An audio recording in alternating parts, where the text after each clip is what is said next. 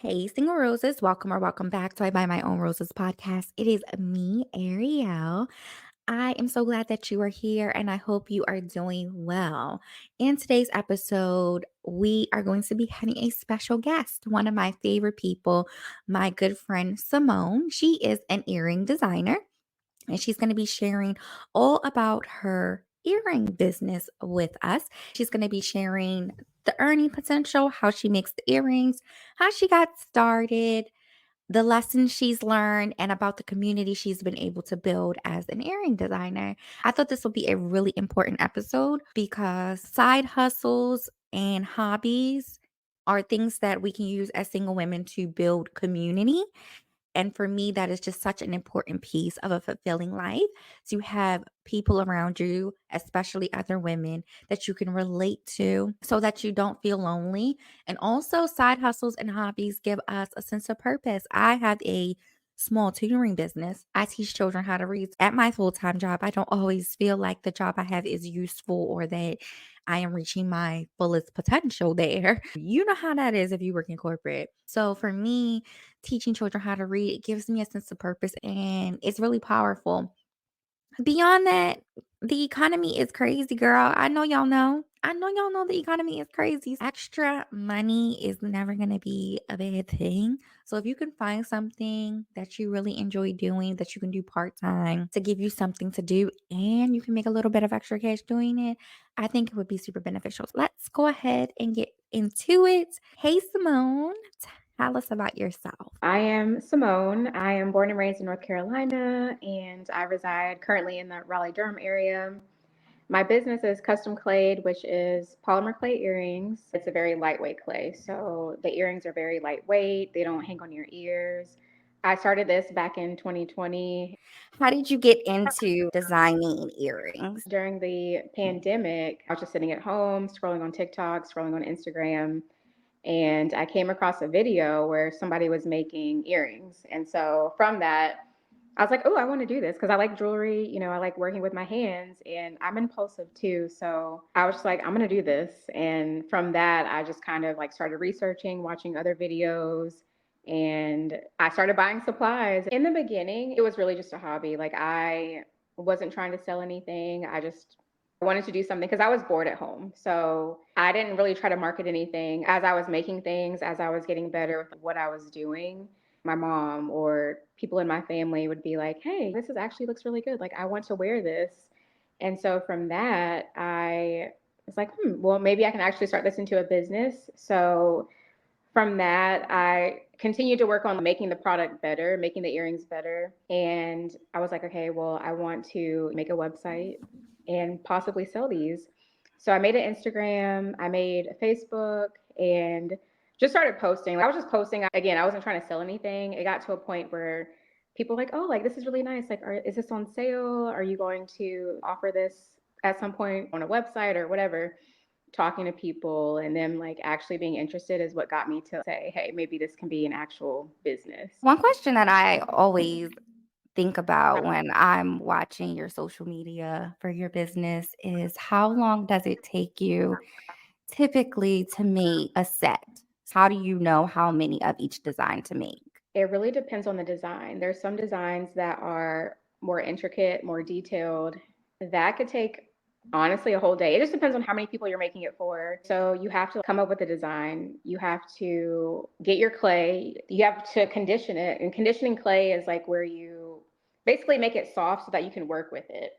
Once you condition the clay, you have to get the shapes ready. And then if there is a design, like say for instance, if I wanted to do like florals, you have Mhm. to make the flowers, or there's some cutters that can do the flowers for you, whatever. And then once you do that, you have to figure out, okay, well, what shape do I want to make this into? What components that I want to add to this, hoops or anything. And then once you do that, you have to put it into the oven, let it cure, which makes it, flexible so that it doesn't break. Once you cure it, you have to take it out the oven. So you have to sand it. And then once you sand it, you have to put the pieces together. You have to put it on a card. Like it's a lot of things that go into it. And that's just for a pair of earrings. So I would say maybe 3 to 4 hours. Yeah. Wow. It takes There's a lot of different steps to it.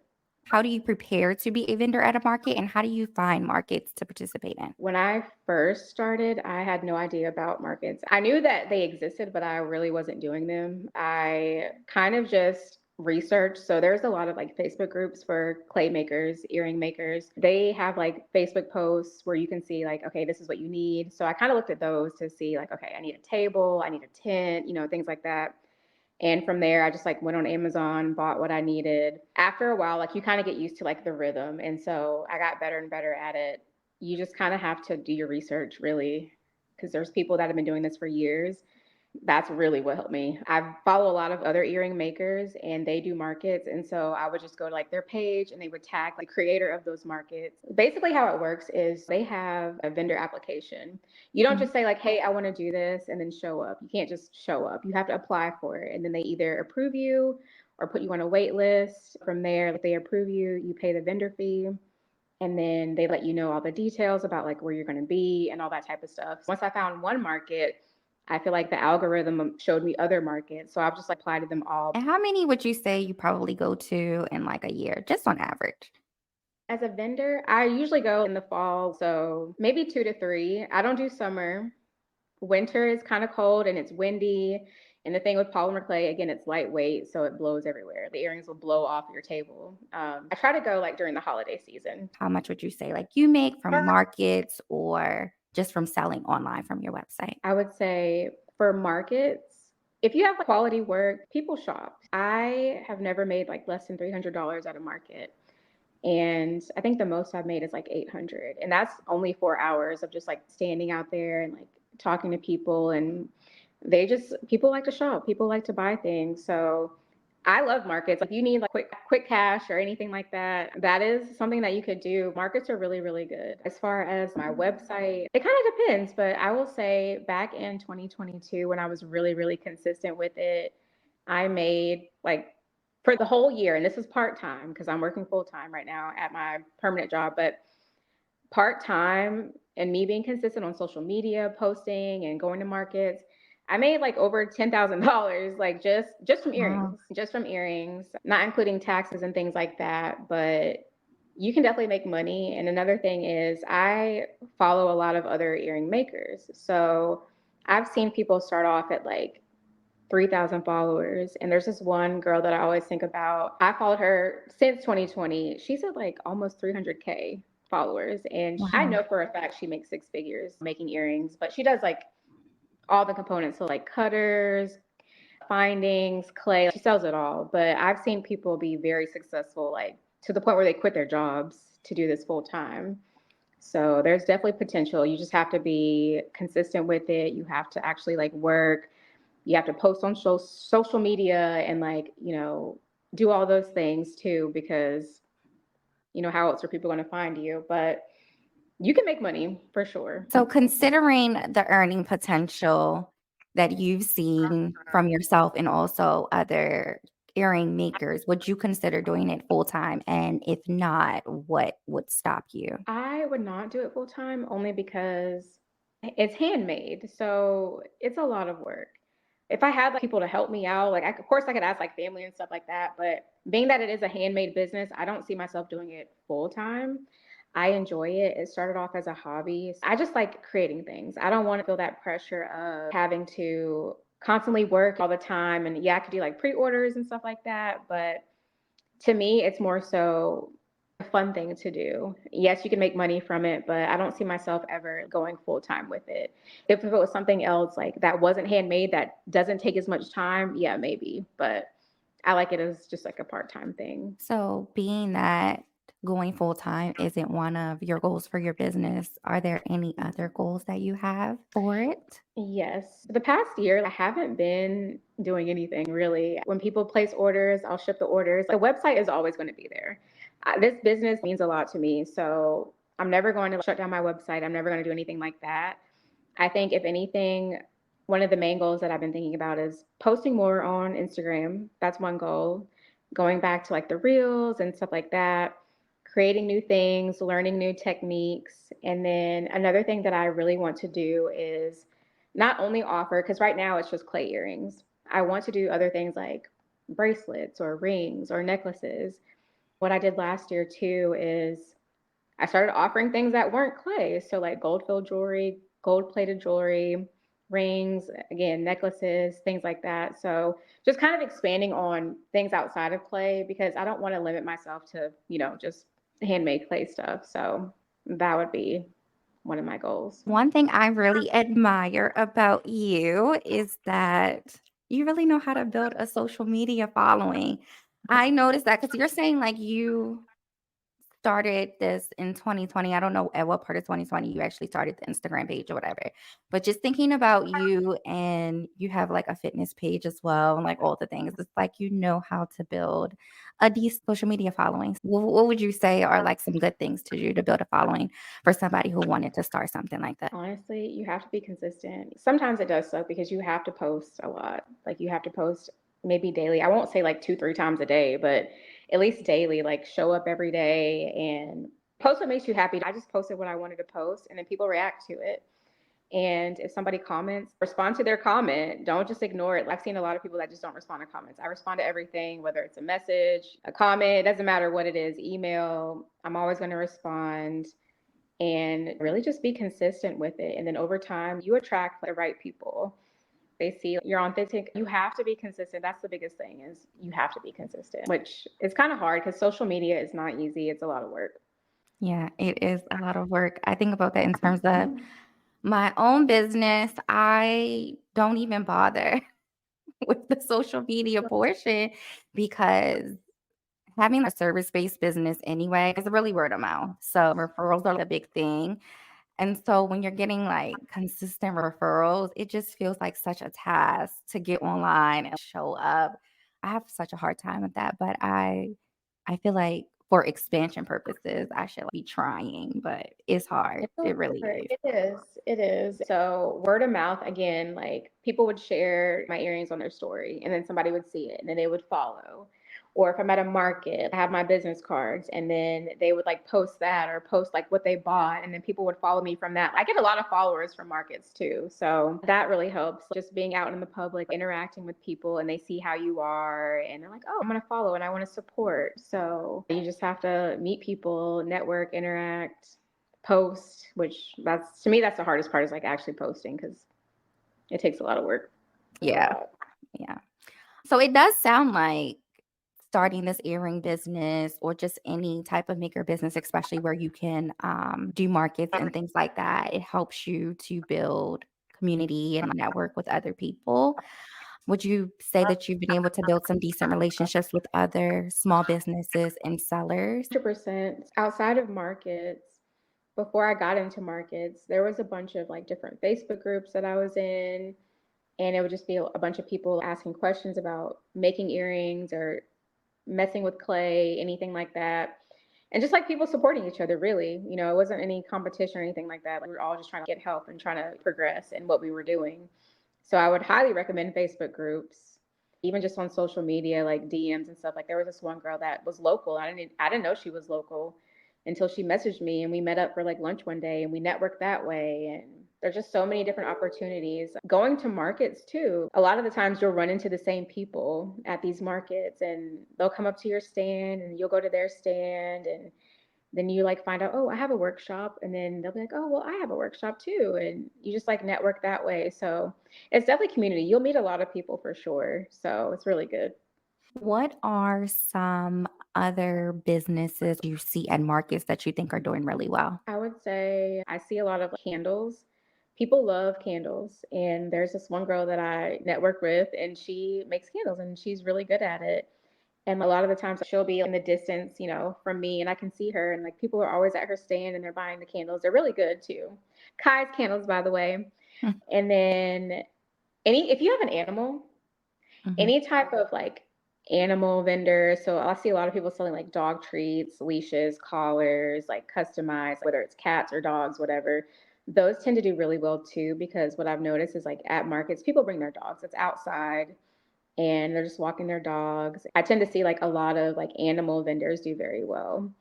There's this one girl that I know, she does resin. And so she'll have like resin cutting boards, resin cup holders, tumblers. She does really well just because it's so unique.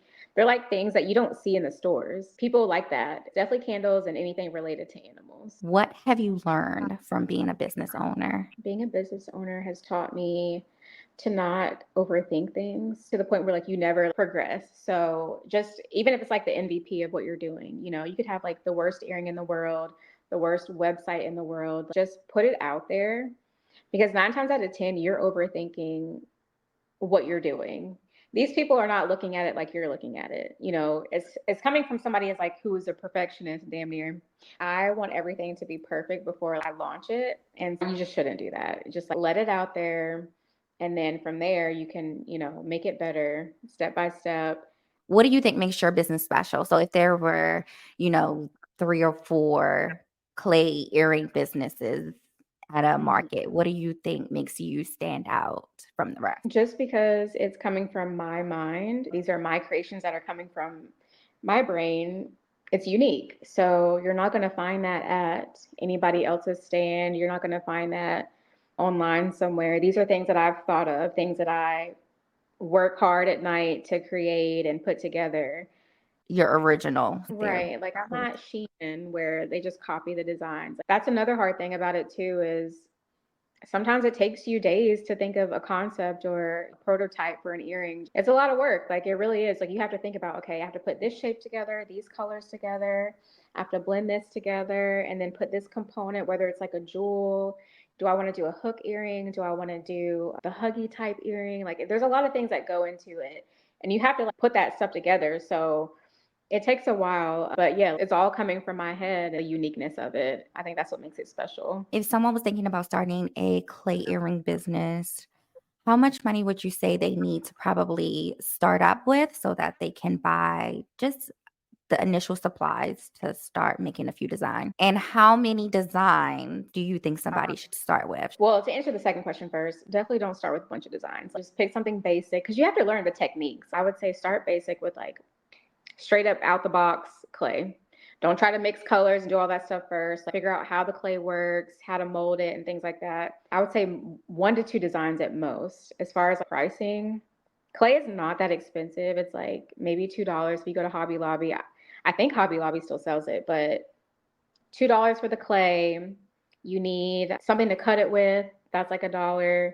Shapes just kind of depends. I would say roughly, you don't need much. So maybe like $50, something like that. It just kind of depends. And I'm thinking very, very basic. When I started, I really didn't have much. I researched. There's this lady on Google, and she basically gives you clay 1-on-1, like how to start, what you need, like the very, very basics. So I bought that course from her. And that was really helpful, but you really don't need much to start. And when I first started back in 2020, they were doing a lot of online classes. And there was this one class where they were teaching polymer clay. There was another artist, and she was teaching the basics of clay earrings. And so I took that class, and that was when I made like my first earrings ever. They do not look good at all, but it was very basic. So I think that was maybe like $20. I would highly recommend taking a class with somebody if you can, just to kind of get that hands-on experience, somebody that knows what they're doing, and they can teach you, the basics of things like mixing clay, cutting it and curing it, like all those type of things. Would you do classes and workshops yourself for other people? Probably not.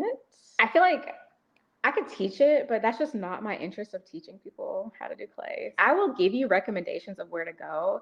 Teaching is just not my thing. I would be open to it, but most likely I'd rather just refer you to somebody who knows what they're doing and can explain things really well. I really respect that. I really do because I know even like listening to you talk about how, it's just a hobby for you. And even though like you're making money doing it, you're not so focused on capitalizing over it or overwhelming yourself with a workload just because you have the skill. So I really respect that limitation because I think a lot of times when people start things like this, they want to make it like their everything and then it just loses its fun and it becomes overwhelming and not everything has to be like that. So I definitely respect that. Do you have anything to add that you think people Um, should know? I would say if you like using your hands, highly recommend making earrings, post on Instagram. People are going to come, use the hashtags, use TikTok. TikTok is a really good resource. But from what I've seen, like there's still a lot of makers out here doing earrings. It was a big like very, very popular thing back in 2020. Everybody was doing it. And I've noticed like a lot of people that I follow, they've died off. Even I've like died off, but my website is never going anywhere. I'm always going to have it. And it's just, again, it started off as a hobby. It's something that I really, really enjoyed, but I've learned a lot along the way. There's potential. It's a really good side hustle. If you really need some extra money and you want to put in the work to sit there and make different designs, it's definitely worth it. Can I just also say, like, I'm actually so jealous of all of you who started maker businesses in 2020, like, during the pandemic when everything was down. Everybody was, Yeah. like, acquiring a hobby. I was not doing that. I was stressed because I was a teacher at the time, and I was tutoring. So, I was trying to move my in-home tutoring business to being an online tutoring business. It was a mess of a year for me, so I'm just so jealous because I really do wish I had picked up a skill of some kind. That was the prime time. I've seen so many people come out of that and they're making really, really good money. Yeah. Yeah. That was the time to do it for sure. Where can people find you online? Yeah, so the website is customclayd.com, customclayd.com. And then my Instagram and Facebook page are the same as Custom Clayd. Instagram, all one word, Facebook, custom space Clayd. I haven't been active on there, but follow me. I am planning to be active in 2024. I just have to get back into the groove of things, but those are my socials. Sounds good. Well, thank you so much for coming on today. I appreciate it. Thank you for having me.